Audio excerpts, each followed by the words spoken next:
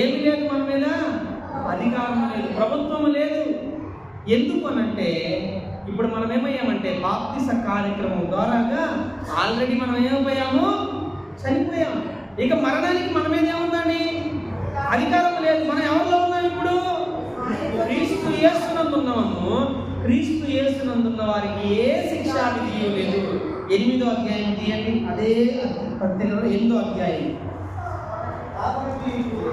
కాబట్టి ఇప్పుడు క్రీస్తు యేసునందున్న వారికి ఏ శిక్షా విధి లేదు.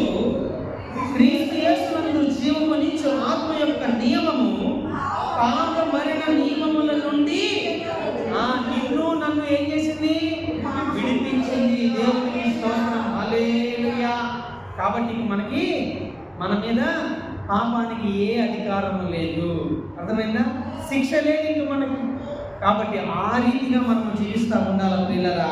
ఇంకా ఇక్కడ చూసినట్లయితే చూడండి, ఇక్కడ అంటా ఉన్నాడు, ఎట్లనగా ధర్మశాస్త్రము దేనిని చేయజాలకపోయెనో దానిని దేవుడు చేసెను.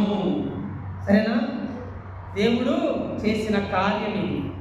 ధర్మశాస్త్రం చేసింది ఈ కార్యం, కానీ ఎవరు చేశారు? దేవుడు చేశారు. యేసుక్రీస్తు ప్రభువారి కార్యాన్ని జరిగించారు. కాబట్టి మనము ఆయన రాకడ పర్యంతరం వరకు కూడా యేసుక్రీస్తు ప్రభువారి కొరకు జీవించడానికి తీర్మానం తీసుకోవాలి.